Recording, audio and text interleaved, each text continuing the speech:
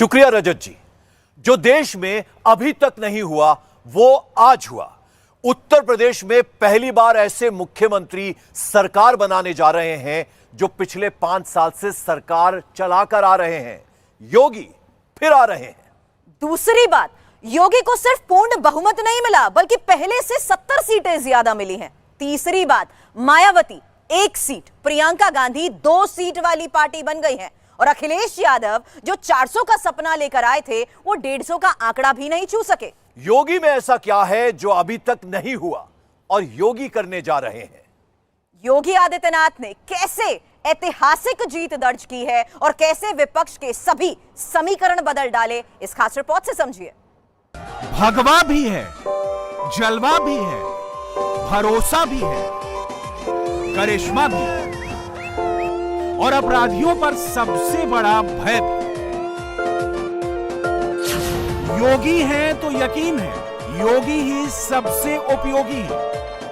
एक प्रचंड बहुमत भारतीय जनता पार्टी के राष्ट्रवाद, विकास और सुशासन के मॉडल को उत्तर प्रदेश की 25 करोड़ जनता का आशीर्वाद है और इस आशीर्वाद को हम सबको स्वीकार करते हुए आम जनमानस की आकांक्षाओं के अनुरूप सबका साथ, सबका विकास, सबका विश्वास और सबके प्रयास के इस मंत्र को अंगीकार करते हुए निरंतर आगे बढ़ाना होगा। यूपी का 2022 चुनाव और योगी की ऐतिहासिक जीत भारतीय चुनावी इतिहास का वो अध्याय है जो आने वाले हर चुनाव में बार बार पढ़ा जाएगा। इस चुनाव ने परिवारवाद का द एंड कर दिया, माफियावाद पर खत्म की मोहर लगा दी, जातिवाद को नकार दिया।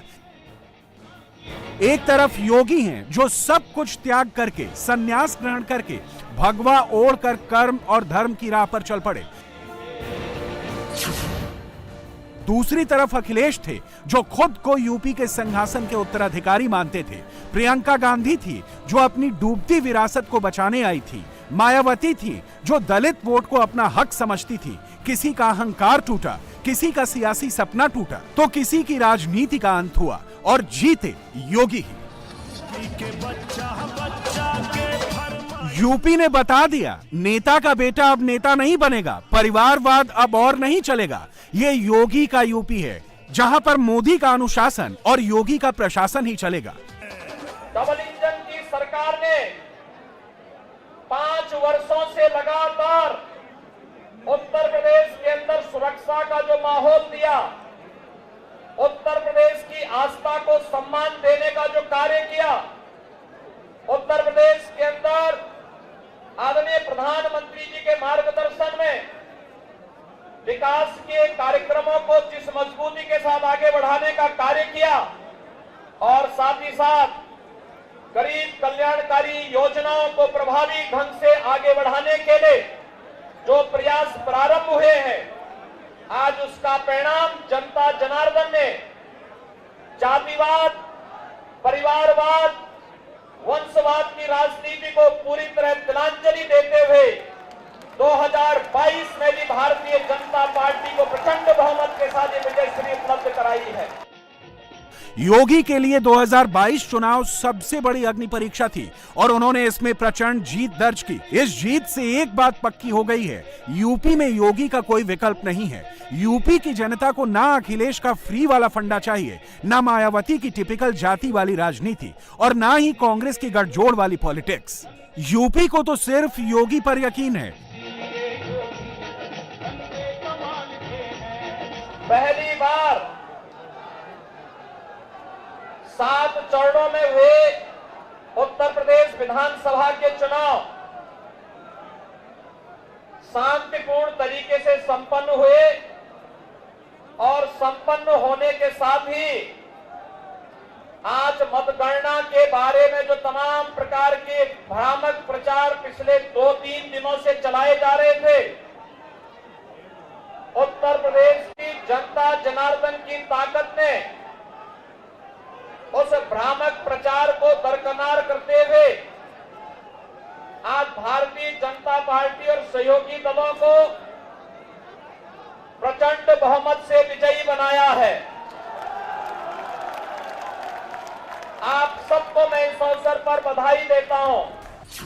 योगी को 2 इम्तिहानों में टक्कर दी गई थी, यूपी का चुनाव और गोरखपुर की विधानसभा। गोरखपुर योगी आदित्यनाथ की धर्म और कर्म भूमि दोनों ही है। उनकी सबसे बड़ी ताकत भी यहीं उन्होंने अपना सब कुछ त्यागा और यहीं से उनको नई पहचान मिली। जब 2017 में योगी आदित्यनाथ को यूपी का मुख्यमंत्री बनाया गया तो वो गोरखपुर पहुंचे। तब उन्होंने गोरखपुर और यूपी के लिए क्या कहा था, आज उसको एक बार फिर सुनने की जरूरत है। मैं बहुत दिनों से आपके बीच में यहां पर कार्य कर रहा हूं। हो सकता है कि गोरखपुर और आसपास के क्षेत्र में मेरी उतनी उपस्थिति नहीं हो पाएगी, लेकिन मैं आपको कहना चाहता हूं कि विकास का जो राह माननीय प्रधानमंत्री जी ने गोरखपुर और पूर्वी उत्तर प्रदेश को दिखाया है, वह राह आप देखना एक वास्तविकता में बदलता हुआ दिखाई देगा।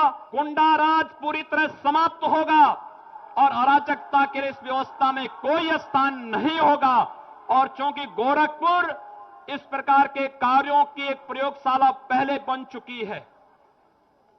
जब मेरी पार्टी ने मुझे कहा कि आपको संसद में कुछ बोलना है, तो मैंने विनम्रता के साथ इसको स्वीकार किया और मैंने इसी बात को कहा। जो बात आज उत्तर प्रदेश के लिए बाहर होती है, यही बात कभी गोरखपुर के बारे में भी होती थी। लोग यही कहते थे हम लोगों को, हम लोग जब बाहर जाते थे लोग कहते थे कहां से आए हैं। अगर हम कह देते थे कि गोरखपुर से, तो भयभीत हो जाता था। वो सोचते थे कि पता नहीं वहां का हर व्यक्ति क्या ऐसे ही है। लेकिन आज गोरखपुर ने इस मिथक को तोड़ा है। हम लोगों ने लंबा संघर्ष किया। जब गोरखपुर से योगी के चुनाव लड़ने का फैसला हुआ तो अखिलेश ने तंज कसा, विपक्ष ने उनकी हार की घोषणा तक कर दी। गोरखपुर में योगी के खिलाफ सबसे बड़ा चक्रव्यूह भी रचा गया। समाजवादी पार्टी ने पूर्व बीजेपी नेता उपेंद्र दत्त शुक्ला की पत्नी शोभावती शुक्ला को उतारा। बीएसपी ने ख्वाजा शमसुद्दीन को टिकट दिया। चंद्रशेखर रावण भी मैदान पर आए। कांग्रेस ने चेतना पांडे को उम्मीदवार बनाया। विपक्ष को उम्मीद थी इतने जबरदस्त समीकरण के बाद योगी का विजय रथ जरूर डगमगा जाएगा। कम से कम योगी को कांटे की टक्कर तो मिलेगी या बहुत कम मार्जिन से उनको जीत मिलेगी। लेकिन ये योगी हैं, वो भी गोरखपुर के महंत और ये उनका गढ़ है। योगी ने गोरखपुर में ऐतिहासिक जीत दर्ज की। समाजवादी पार्टी से लेकर बीएसपी तक कोई उनके आसपास तक नहीं भटक सका। कांग्रेस और चंद्रशेखर रावण के रिजल्ट की क्या बात करनी, गोरखपुर ने उनको आईना दिखा दिया। योगी ने ना सिर्फ गोरखपुर में बल्कि पूरे यूपी में बहुत बड़ी लाइन खींच दी जो उनके विरोधी कभी नहीं मिटा पाएंगे। एंटी इनकम्बेंसी, यह शब्द आपने हर बार चुनाव में सुना होगा। सत्ताधारी पार्टी की हार की सबसे बड़ी वजह एंटी इनकम्बेंसी ही बताई जाती है। सीधे शब्दों में कहें तो 5 साल में सरकार के काम से जनता की नाराजगी। लेकिन योगी ने एंटी इनकम्बेंसी को यूपी में प्रो इनकम्बेंसी में तब्दील कर दिया। जनता को इतना यकीन है मोदी अगर गरीबों के लिए मकान की योजना लाते हैं तो यूपी में योगी ही उसको पूरा कर सकते हैं। केंद्र में मोदी और यूपी में योगी, यही जनता का आदेश है। मोदी की पॉपुलैरिटी के साथ योगी की पॉपुलैरिटी को जोड़ दें तो कैसा विनिंग फॉर्मूला बनता है, इसका गवाह ये चुनाव है। हमने देखा है खास तौर पर आधी आबादी, माताओं ने, बहनों ने, बेटियों ने आगे आकर के भारतीय जनता पार्टी को जो प्रचंड बहुमत दिया है अपने सहयोगियों के साथ में, आज इसका परिणाम है कि भारतीय जनता पार्टी इतिहास बनाने जा रही है। उत्तर प्रदेश के अंदर इतिहास बनाने की ओर अग्रसर है। ये इतिहास जब यशस्वी नेता होता है, नरेंद्र मोदी जी जैसे यशस्वी नेता के नेतृत्व में जब प्रचंड बहुमत का बहुमत प्राप्त होता है, ये प्रचंड बहुमत आज इसकी परिणति के रूप में हम सबके सामने प्रस्तुत करता है। योगी ऐसे राज्य में बीजेपी का नेतृत्व कर रहे हैं जो 2024 में बीजेपी के लिए सबसे अहम रहने वाला है।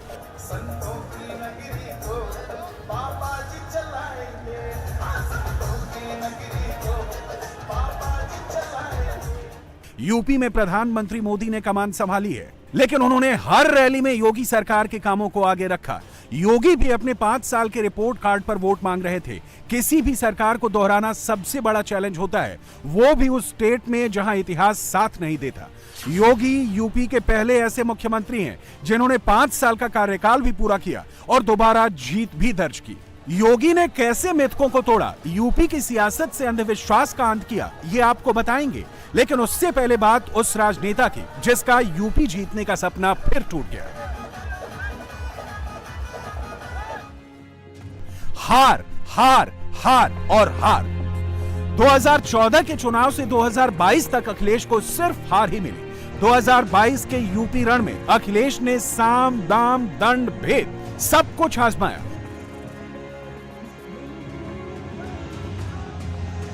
योगी को हराने के लिए जिसने जो सलाह दी उस पर अमल किया। अखिलेश यादव को अपनी जीत और योगी की हार का अति आत्मविश्वास था। चुनावी मंचों से उन्होंने इसका ऐलान तक किया। इस बार ये जो उत्साह और जोश बता रहा है कि भारतीय जनता पार्टी के बूथ पर भूत नाचेंगे, उन्हें मतदाता नहीं मिलेंगे, वोट डालने वाले नहीं मिलेंगे, और हमें तो ये लगता है करेल के बूथों पे मक्खी मारने वाला भी नहीं मिलेगा कोई। मैं आपसे कह रहा हूं, जीत आपकी हो चुकी है, लेकिन आपको बहुत सावधान रहना है। ये भारतीय जनता पार्टी के लोग कोई भी साजिश कर सकते हैं, ये षड्यंत्र कर सकते हैं, और चुनाव में उनके साथ न किसान है, न नौजवान है, न माताएं, न बहनें हैं। 2014 में अखिलेश ने पूरे परिवार के साथ लोकसभा चुनाव लड़ा। 2017 में राहुल गांधी के साथ यूपी विधानसभा में उतरे। 2019 चुनाव में मायावती की पार्टी का समर्थन लिया। 2022 में जयंत चौधरी के साथ गठबंधन बनाया, लेकिन हर बार नतीजा नहीं बदला, मिली तो हार ही। देश के बाकी हिस्सों से यूपी चुनाव एकदम अलग होता है। यूपी चुनाव को जातिवाद का चुनाव भी कहा जाता है। चाहे अखिलेश हो, मायावती हो या राजभर, हर कोई जाति आधारित राजनीति ही करता है। लेकिन इस बार चुनाव में बीजेपी को हर जाति के वोट मिले। यूं कहें, योगी ने यूपी को जाति वोट बैंक की जगह राष्ट्रवादी वोट बैंक में बदल दिया। यूपी में योगी की रिकॉर्ड तोड़ जीत की कई वजहें हैं। मोदी का मार्गदर्शन, योगी का शासन, यूपी में गरीबों को राशन, महिलाओं को सुरक्षा का आश्वासन और हिंदुत्व फैक्टर।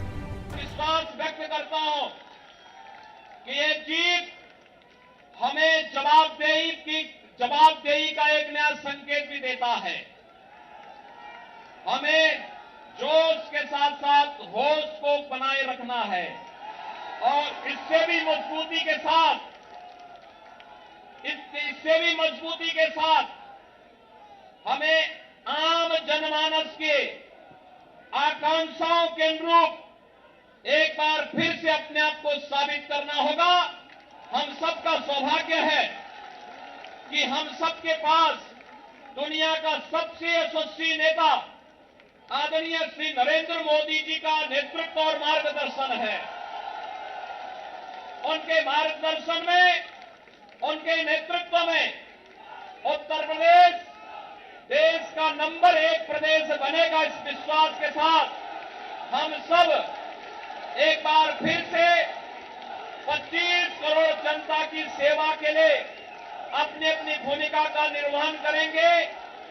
मैं एक बार फिर से आप सभी का हृदय से अभिनंदन करता हूं। योगी ऐसे तो साल 1998 से चुनाव लड़ते और जीतते आ रहे हैं, लेकिन ये उनकी जिंदगी का सबसे मुश्किल चुनाव था, क्योंकि एक के बाद एक कोरोना की लहर आई। दूसरी लहर में कोरोना ने कहर बरपाया। चुनाव से ठीक पहले तीसरी लहर ने भी हमला किया। डगर मुश्किल थी, सफर बेहद कठिन था, मगर योगी ने हार नहीं मानी।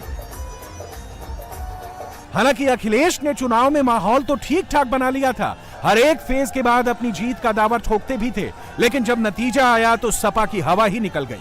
समाजवादी पार्टी पूरब में भी हारी, पश्चिम में भी हारी, मुस्लिम बहुल सीटों में भी हार गई। मुस्लिम जाट कॉम्बिनेशन भी फेल हो गया। समाजवादी पार्टी का गढ़ ही सिर्फ बचा, जिस पर अब योगी के बुलडोजर की नजर होगी। यूपी चुनाव में सबसे ज्यादा चर्चा बुलडोजर की ही रही। योगी ने 70 में 58 रैलियों में बुलडोजर की बात की, जिसका असर भी इन सीटों पर पड़ा। यूपी की जीत ने योगी के कद को और बड़ा बना दिया है। योगी यूपी के दोबारा मुख्यमंत्री बने, लेकिन इसका असर दिल्ली तक जरूर पड़ेगा। योगी ने पूरा चुनाव हिंदुत्व और माफिया के खिलाफ कार्रवाई के नाम पर लड़ा। योगी कभी भी हिंदुत्व के मुद्दे से पीछे नहीं हटे और यूपी में विकास की रेल रुकने नहीं दी। यूपी का साफ कहना है कि योगी है तो यकीन है। इंडिया टीवी हर वक्त हर जगह डाउनलोड करने के लिए सर्च करें India TV news Google play store या ऐप स्टोर पर।